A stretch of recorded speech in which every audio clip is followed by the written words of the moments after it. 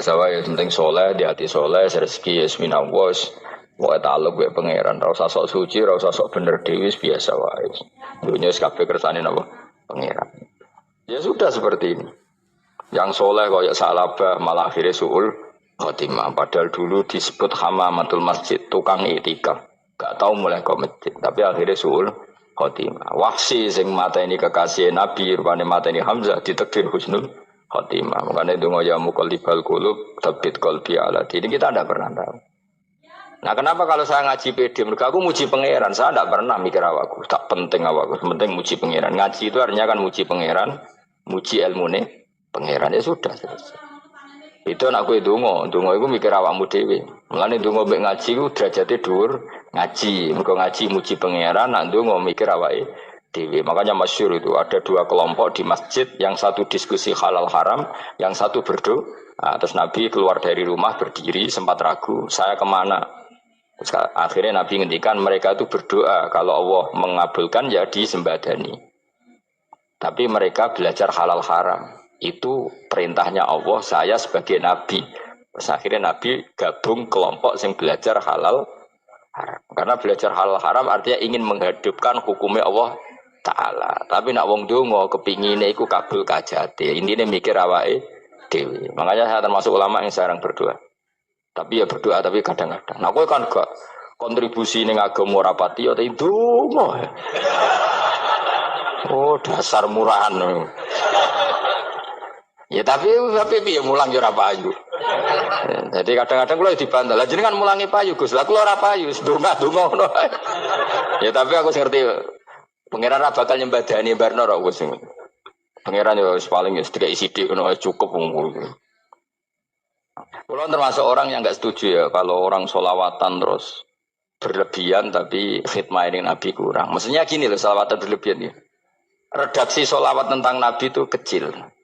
Bukan sholawat jumlahnya enggak. Redaksi tentang Nabi itu kecil sementara tentang keinginannya itu saya tidak suka. Saya suka sholawatan itu ya yang nyifati Nabi banyak. Kemudian keinginannya kecil. Itu bagus. Kayak Ihya itu loh, kayak Ihya Abdul Hasan Asadili itu kalau dongo itu jaluke mbok swidik paling baris paling terakhir. Misalnya gini, nahmaduka ya man huwa la ilaha illa anta arrahmanur rahim itu langsung in sampai nyifati Allah itu 99. Buar ngono nganti berkuras-kuras. Lagi terakhir mau jaluk dongo sithik. Nah kowe kan enggak muni muji Allah mau basa-basi tok. Alhamdulillah rabbil alamin wassalatu wassalamu ala Muhammadin. Mbok nggo syarat tok. Baru ke Allahumma inna nas'aluka nganti telung lari. Telung halaman. Tapi pas muji pangeran alhamdulillah rabbil alamin wassalatu wassalamu ala Muhammadin. Bariku terus donga njaluk mapan tolak buala. Yo opo wae. Mana jare pangeran muji kekasihku suwi dik dongane kecangkeman.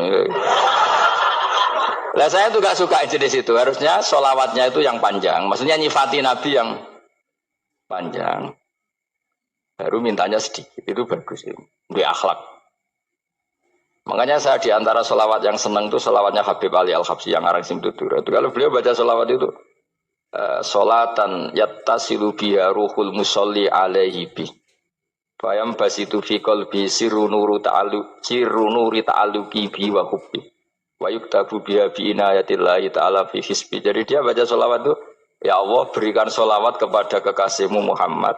Dengan sholawat ini rohnya saya, musolli itu rohnya saya yang membaca sholawat bisa sambung dengan rohnya Rasulullah. Dan setelah sambung saya terhitung sebagai orang yang mencintai Rasulullah. Dan saya berharap dari cinta itu saya tertulis sebagai umatnya.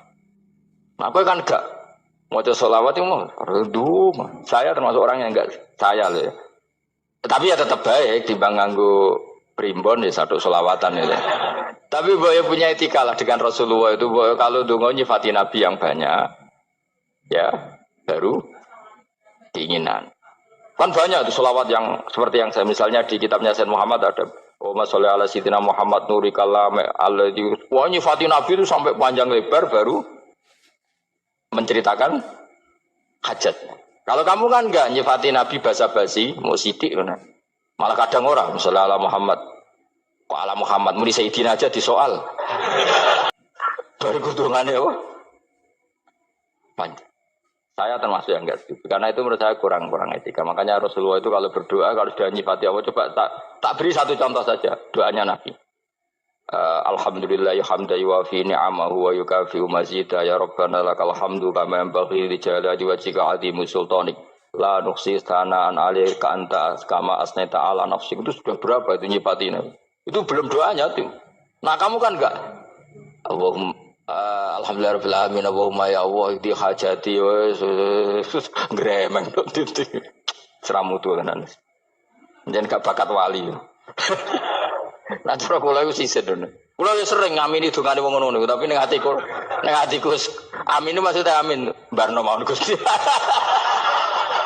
Dadi aku amin tapi amin kuwi barno mawon Gusti. Wong ora jelas ngono berarti. Dadi aku muni amin tapi amin barno maksudnya ya Allah barno amin ngono maksudnya. Jadi karena tadi setahu saya doanya para nabi, para wali itu memang seperti itu.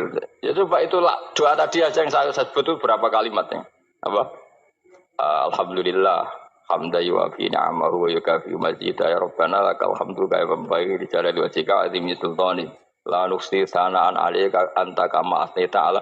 Enggak terhitung pujian saya kepada engkau sebanyak engkau memuji pada diri engkau sendiri.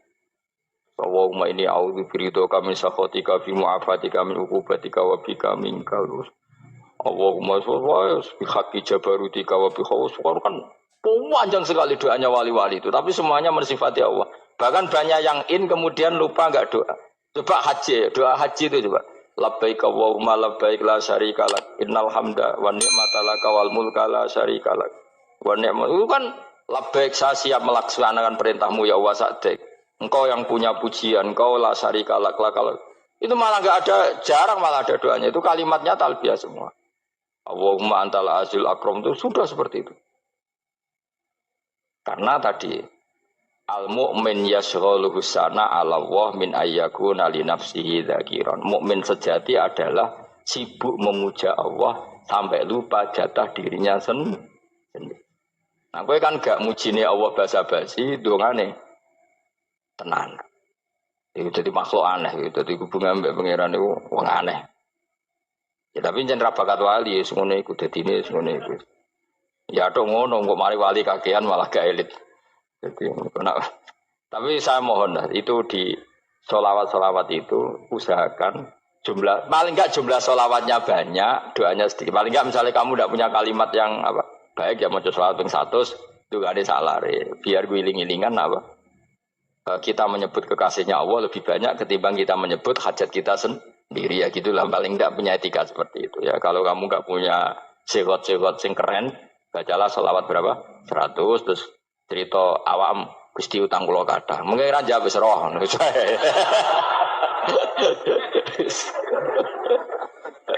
tapi kan kita menyebut kekasihnya sampai 100 nyebut utang bisa no cowok nyebut kekasih bisa nyebut utangnya 100 berarti yang nak ditakoki pangeran kowe nyebut kekasih wong pira pisan nyebut utang 100 dasar rayu utang ngono-ngono kan. Ya ada, saya termasuk orang yang nggak setuju tadi. Jadi kalau apa redaksi sholawat cari yang mujinya Nabi lebih apa? Lebih banyak. Karena itu nanti lebih diridhoi Allah Taala. Coba Allah sendiri kalau nyebut nabinya itu hitung saja. Laqad ja'akum rasulun min anfusikum. Jadi rasulun min anfusikum seorang rasul yang sejenis dengan kamu.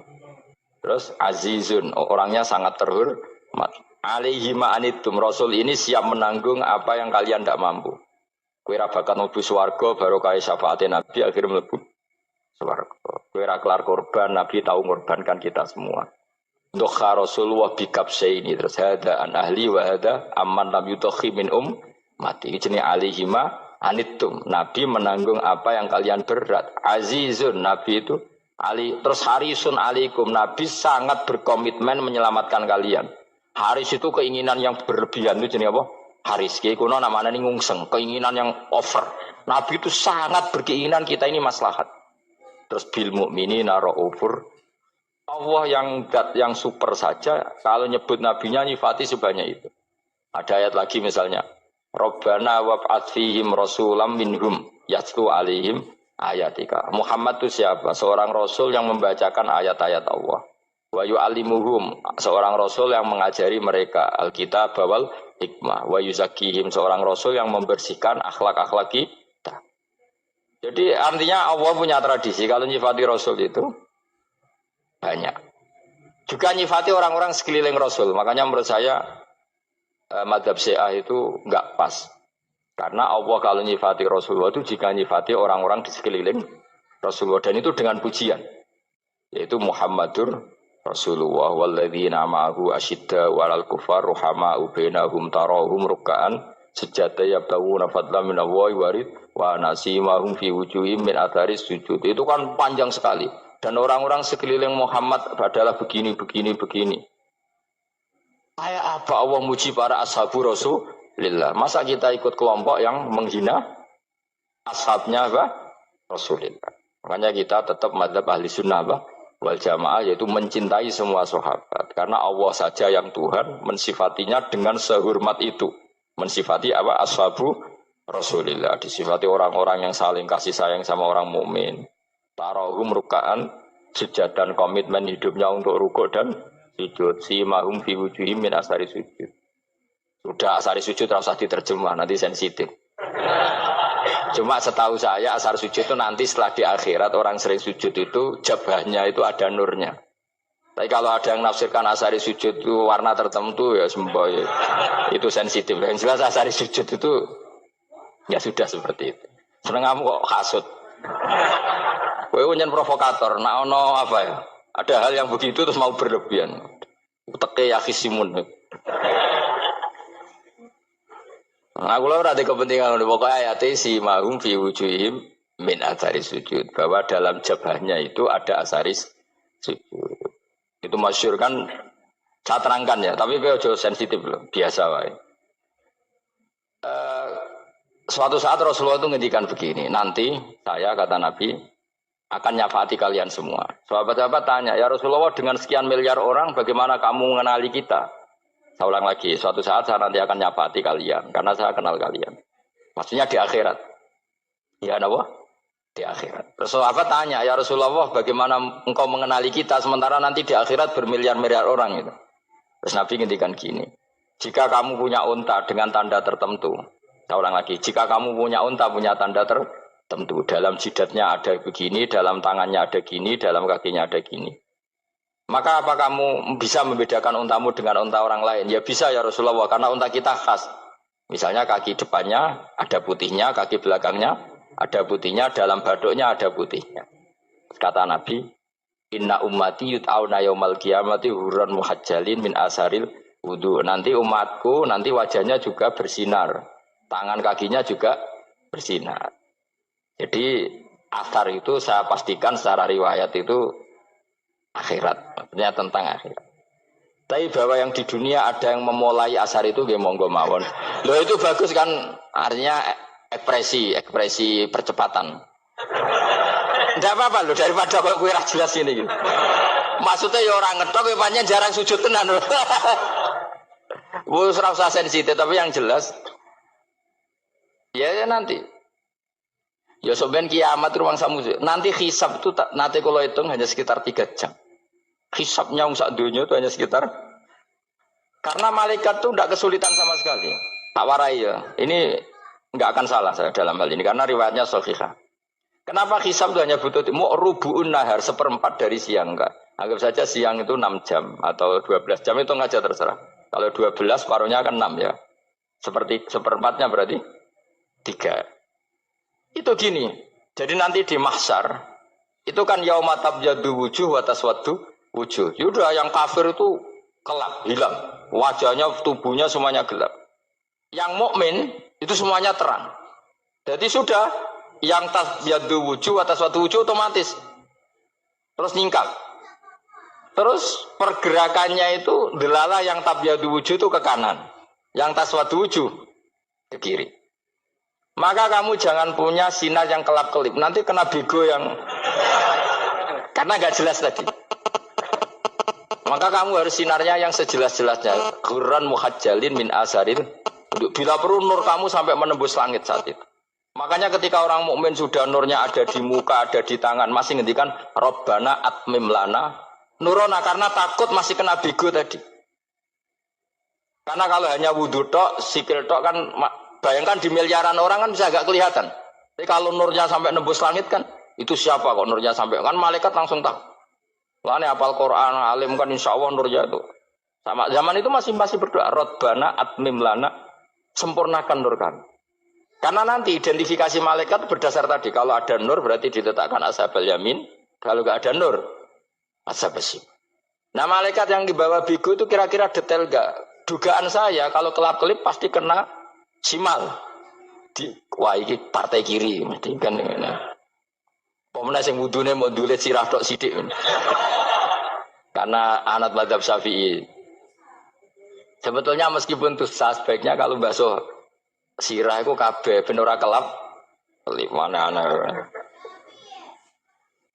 Mana aneh pepes terus dulat-dulit tok. Iku sampean ya itu.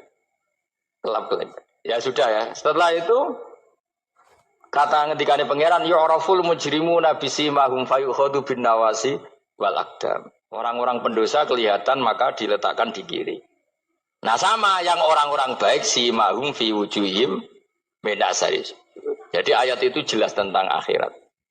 Tapi kira usah terus provokasi. Seneng kamu kok ya khisimun maksudnya provokator gitu.